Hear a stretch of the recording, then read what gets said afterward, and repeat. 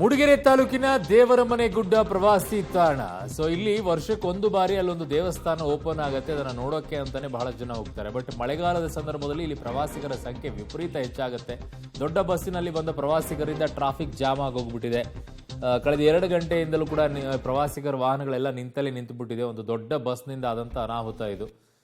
So ತಗಲಾಕೊಂಡ್ಬಿಟ್ಟಿದ್ದಾರೆ. ಅದು ಚಿಕ್ಕದಾದಂಥ ಕಿರಿದಾದ ಜಾಗ ಹೋಗೋಕ್ಕೆ ದೊಡ್ಡ ದೊಡ್ಡ ವೆಹಿಕಲ್ಗಳನ್ನು ತಗೊಂಡು ಹೋದ್ರೆ ಅಲ್ಲಿಗೆ ಆಗೋದಿಲ್ಲ. ಅದು ಗೊತ್ತಿರಲ್ಲ, ತುಂಬಾ ಜನ ಬಸ್ ಮಾಡ್ಕೊಂಡು ಬಂದ್ಬಿಡ್ತಾರೆ, ಹೋಗ್ಬಿಡ್ತಾರೆ.